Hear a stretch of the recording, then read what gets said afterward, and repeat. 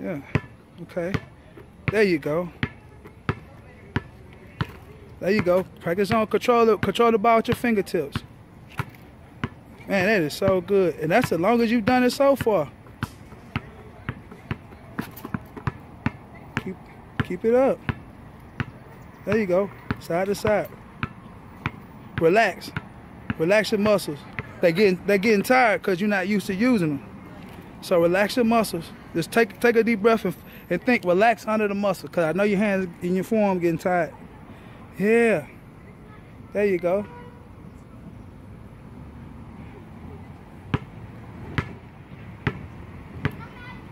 There you go. Man, that is such a good job.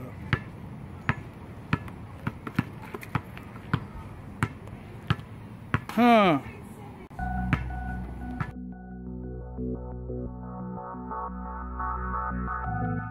Yeah. You are now watching Running by December.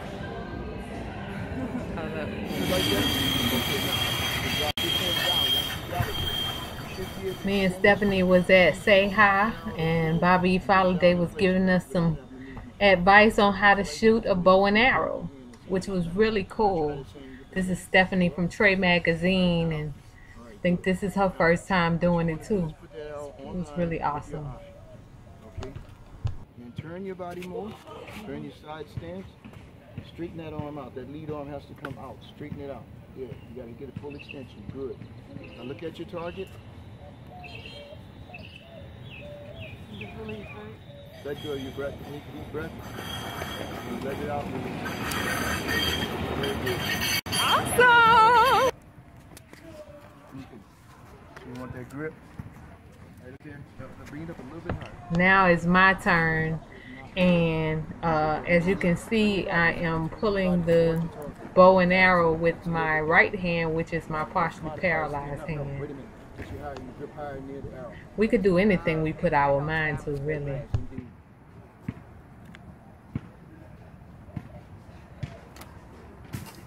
That's what I'm talking about. Yay! That's what I'm talking about in the high five. That's what I'm talking about. Look out now.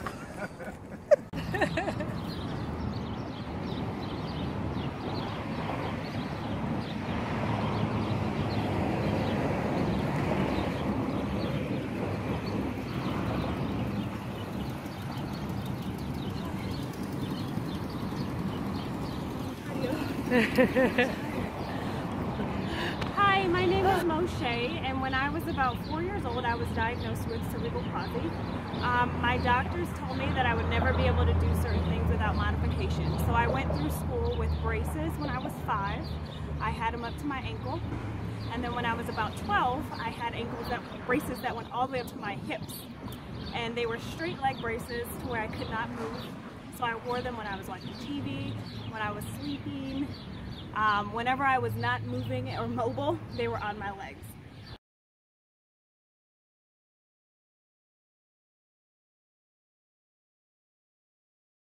When I got those off, I had the option of having surgery or working out.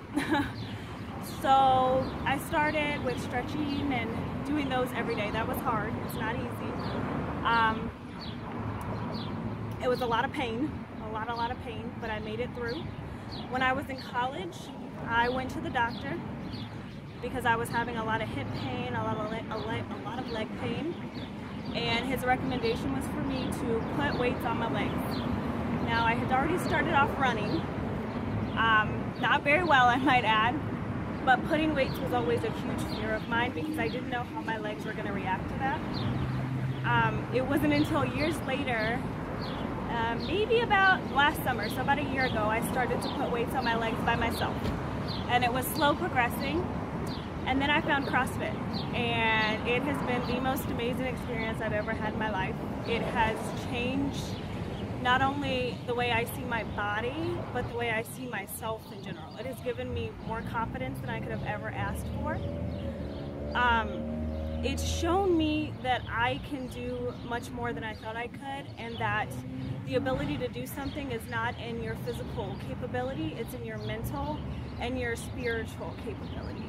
Because you have to push yourself beyond what you think your body can go. And and there'll be days where I would get in my car and cry because my body has given out, but I won because I pushed myself to that limit, to where I pushed myself beyond what I ever thought that I could do, and I pushed myself until my body gave out. And if any of you have a disability, you know that feeling where you're so scared to push yourself beyond your limit because you don't want to hurt yourself any more than you already are. And my advice is that has nothing to do with your body, and that has everything to do with your mind. It's nothing but a mental block. And once you remove that mental block, you can go so much farther than you ever thought that you could go. And when I look back on my journey, I've gotten the question several times, what does it feel like to not be normal? And this is my normal. This is exactly my normal. So then I ask them, well, what does it feel like to be normal? And they don't have an answer to that because they don't know what that is. Normal is what you make it. And so their follow-up question is always, well, if you could have one wish, would it be not to have a disability? And to be perfectly honest, that's not my wish. It never has been. And it's because it's made me into the person that I am. And if I truly, truly believe that had I not been born with cerebral palsy, I wouldn't be as compassionate as I am, and I wouldn't be as mentally strong as I am, and I wouldn't be as, what other word can I say? Any of those words that you can push out there for someone who's strong and perseverance and things like that. I wouldn't have those had I not been born with that, my disability. And as far as, you know, one of the things that I think about a lot is peer pressure. I never had that issue because I had to deal with so many people telling me that I couldn't do something for all my life, that I was like, I don't need to bow down to what you say, because had I done that, I would not be standing here. I wouldn't be running, I wouldn't be jumping, I wouldn't be lifting, I wouldn't be doing any of that had I listened to what other people had to say.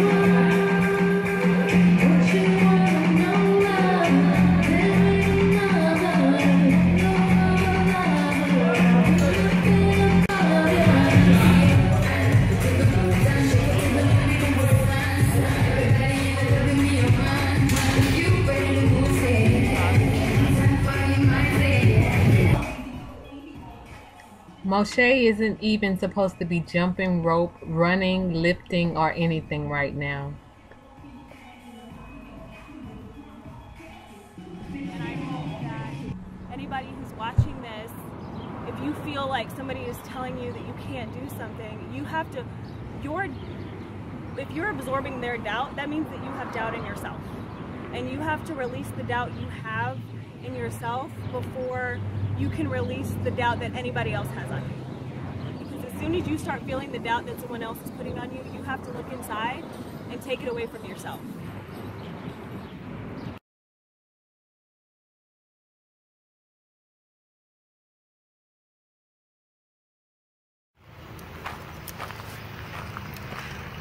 Hey world, I'm out here again, and it's kind of hot again, but I'm getting my walk in.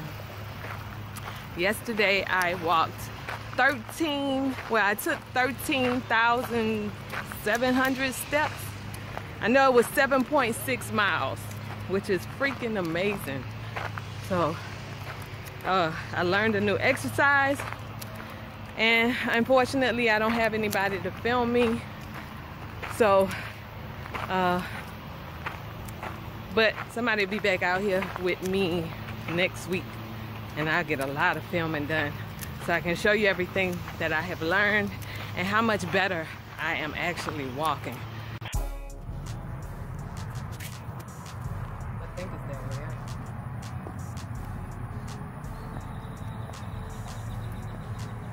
This is me walking, and it's better here, but it's like every time I go out it just gets better. But I believe when I taught myself how to walk, I actually taught myself to walk the wrong way. So it's also a mental thing when I mess up. Like right there, you saw me just mess up. My mom is even fussing, saying like, you're doing something different. You know, it's crazy. Like the way the mind works is just amazing. Huh?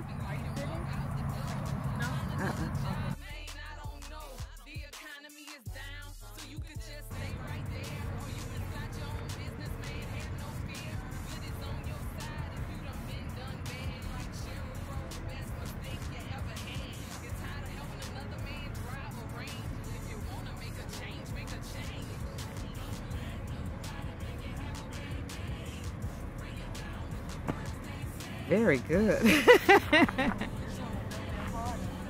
When it's all said and done, really exercising, taking care of yourself, your body, it's all a choice, and you have the last say in how you're going to be. So regardless if somebody has told you that, you know, it's going to be impossible for you to do something, you control your mind, and the least you could do is try and give it your all. And that's what Running by December is all about. Just give it your all. Excellent.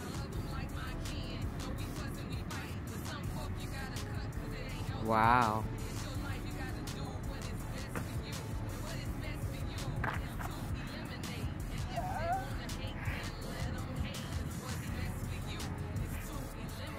I see. Okay, what's next?